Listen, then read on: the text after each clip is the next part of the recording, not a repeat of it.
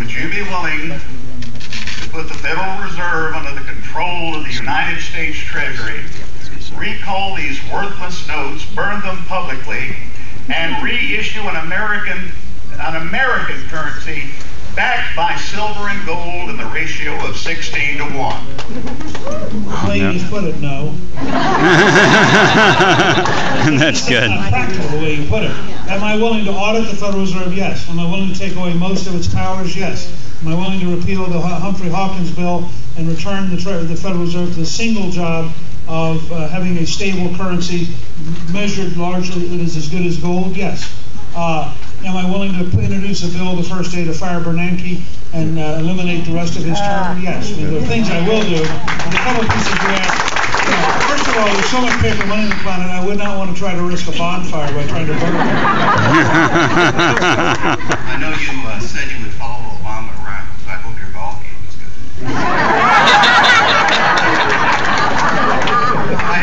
My real question is, I'm going to assume right now that we have Newt as our president, and you're going to have the opportunity to elect or to nominate a Supreme Court justice. Which current Supreme Court justice would your nominee be the most like? Which current Supreme Court justice would he not be like in law making? Well, there would be, my general bias would be somewhere between Scalia, Thomas, and Roberts, or to their right.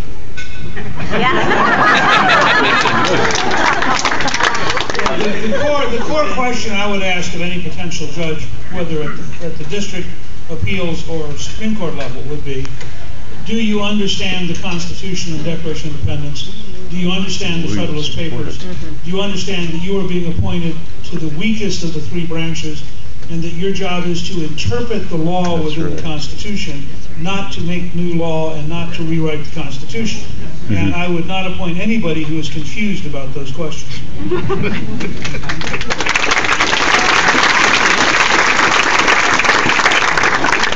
Mr. Speaker, first a comment. Thank you very much for staying above the fray, for not eating your own, and staying.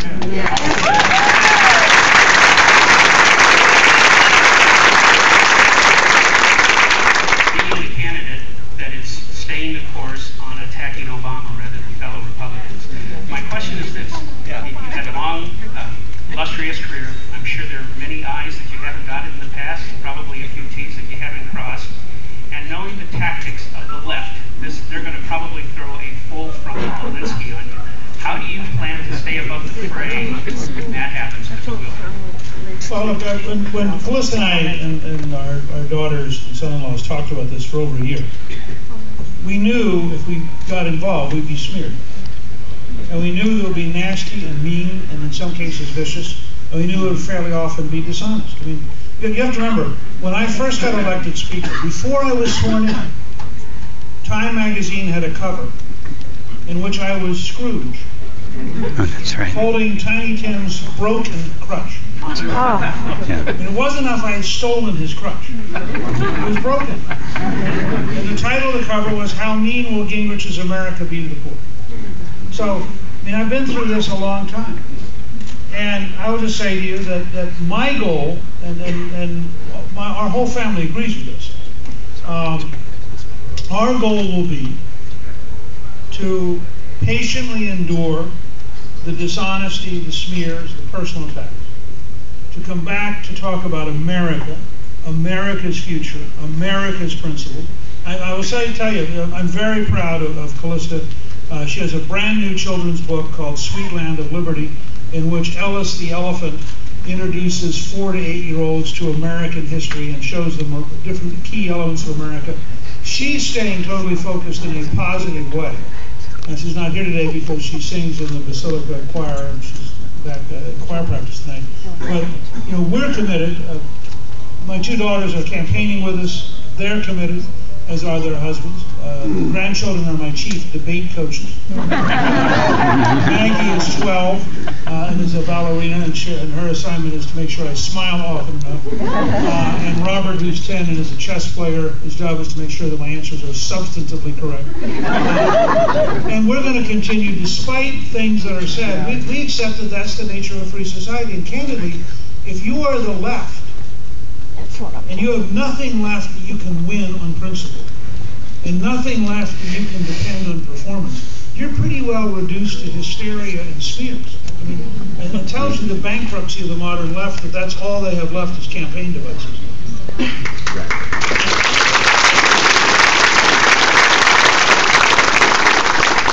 Mr. Speaker, Congress is forcing NASA to build an unnecessary rocket that will increase the cost of access to space. The Space Launch System is the largest single earmark in U.S. history. President Ronald Reagan privatized expendable launch vehicles for unmanned satellite launches. Isn't it time we do the same for human spaceflight? Absolutely.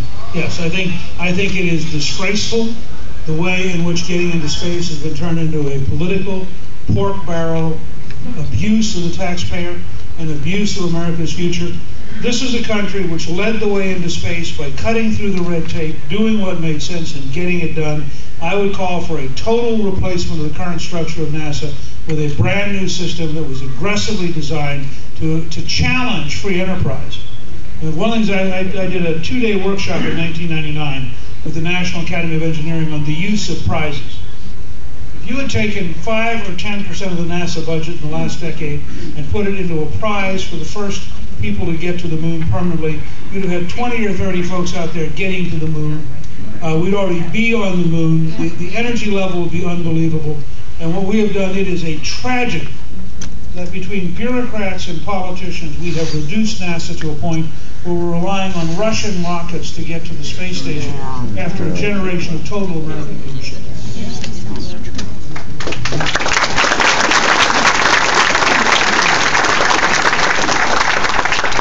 Mr. Speaker, thank you for coming to Dallas. Welcome.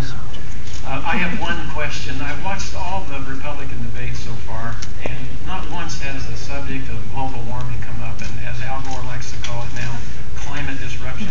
So I'd like to know what you think. Is human activity cause for global warming? To be honest, I don't know. And let me be clear that some of you who are, we have two groups. We have global warming certainty and global warming deniers, okay? I don't fit either group. I do believe if the National Academy of Sciences strongly says something, you at least have to pay attention and take it seriously. I don't think you have to take their recommendations what to do seriously. I'm an amateur paleontologist, and many years ago, before I decided to do public life, I thought I'd be either a zoo director or a vertebrate paleontologist. The planet has changed temperature patterns off and on through the entire history of the planet.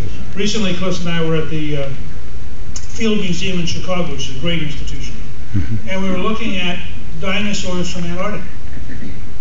Now, if you think about it, that would suggest that the planet was rather warmer than it is right now. And so I think you have to look at all of these factors. There's no evidence that there were either automobiles or electric generating facilities during the dinosaurs. So on the other hand, there were other factors that probably led to a higher temperature. My personal hunch is that we're going to discover that solar radiation is the largest single component of whether or not temperatures change. The other point I just make to all of you is the planet changes all the time. I knew Al Gore when his #1 fear was nuclear winter. This is not true. In the mid-1980s, the left all of a sudden became panic-stricken because a total exchange of nuclear weapons between Russia and the United States would throw enough dust up that you would create nuclear winter and agriculture would die off and we'd be in a tremendous crisis. And I've always thought that Gore invented global warming as a way of melting nuclear winter. So the balance of terror in his own mind. Good afternoon, Mr. Speaker. Appreciate you coming down to Texas. That's what. By the way, pretty darn good weather, I thought, outside. Yeah. Nice day. Glad you weren't here 3 weeks ago.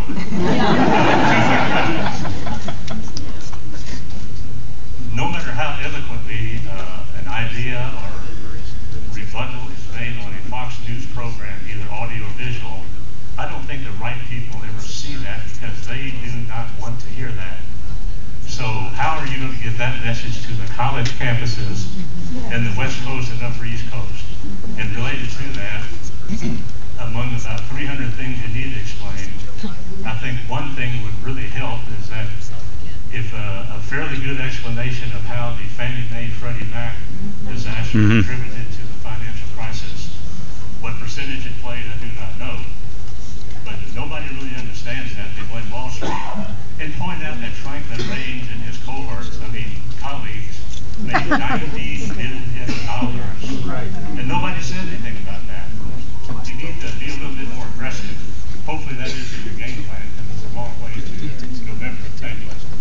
Well, I did say in the Dartmouth debate a week ago, if anybody needs to go to jail, then I'm going to start with Don and Frank. Yeah, that's right.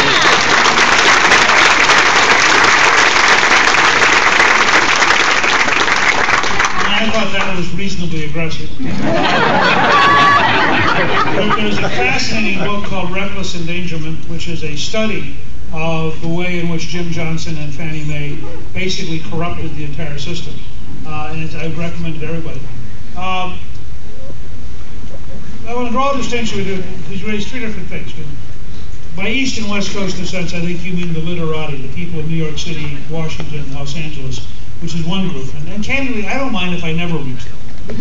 I think this is going to be a fight in which somewhere between 75 and 85% of the American people are on our side, and somewhere between 15 and 25% of American people are on the side of Columbia University, the Hollywood left, and various random strange people. And so I'm pretty happy to just say, I got it, you're them, it's all right. Our job is to beat you. I don't necessarily convert them. But when you say West Coast, it's very different. Coast and I recently met, for example, with Korean Americans in Los Angeles. There are 600,000 Korean Americans. We had 6 television cameras that were broadcasting in Korean on internet stations in Los Angeles. Now these are folks, many of them are in fact Christian. Many of them, almost all of them, are small businesses. They are very hardworking. They like take-home pay more than taxes. They don't like welfare. They don't particularly like Washington. I mean, all of a sudden you're having a conversation, a Republican Party in California, which is willing to reach out for paychecks to every ethnic group in California, suddenly makes California a swing state. If California is a swing state, the Democrats are in unbelievable trouble. So I think you start from there. On the campuses, we are about to launch a student program in which we created, we're going to try to reach every campus in the country, both high school and college. Basically build around a simple model, that for those young people who would like the right to have the choice of a personal Social Security account, and our number one salesman is going to be Barack Obama, because we're going to take 2 times now in July, where he said, I may not be able to pay your Social Security check. We're going to put that into a YouTube video and say, do you really want to spend your entire working lifetime wondering if some politician is going to rip you off? Or would you like to have control of your own Social Security account? Very good.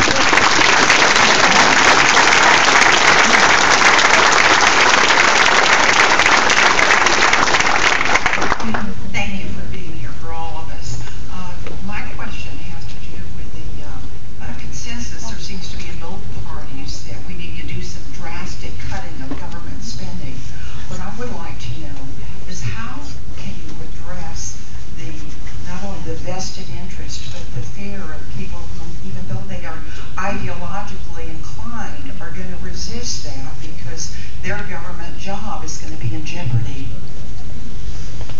Well, look, I think that you can offer some kinds of training programs, and I've always said about litigation reform, that while I normally am opposed to this, I would be willing to have a lawyer retraining program if that was a component of it.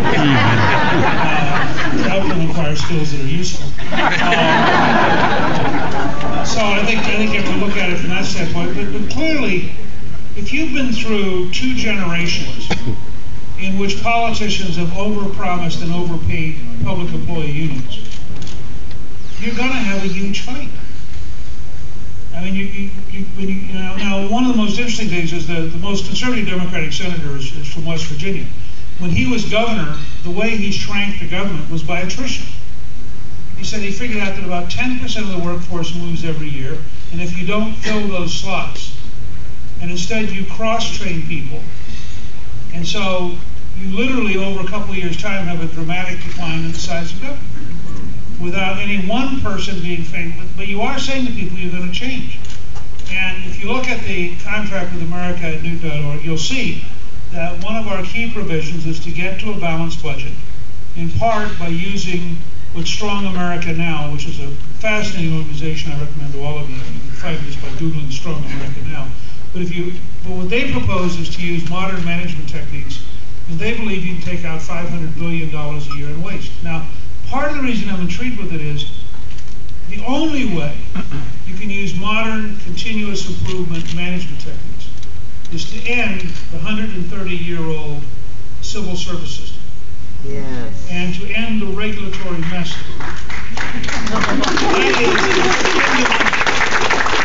That's a fundamental revolution in government. And it's a fight we need. Frankly, it's a fight you need in the post office. I mean, the current postal union idea is give us more money and we're going to give you less service. Well, I think we should just say no. And I think across the board we have to be prepared. Scott Walker, who I campaigned for, and Chris and I did the first fundraiser for Scott in Milwaukee when he started running for governor. And I also did an event with him the last week of his campaign. He had a consistent theme. He said, we've gotten to a point in Wisconsin where the taxpayers are the have-nots and the public employee unions are the haves. Now, obviously, if you're the public employee unions, that's not going to like it. You look at LA Unified, Los Angeles Unified, the largest school district in the United States. It is a total disaster. And the unions consistently choose protecting incompetent, destructive teachers at the cost of destroying the lives of children. Now, when you take that on, guess what? All the destructive, incompetent teachers get really irritated. But I think we're just going to have to go through a cycle of profound, fundamental change if we're going to succeed as a country.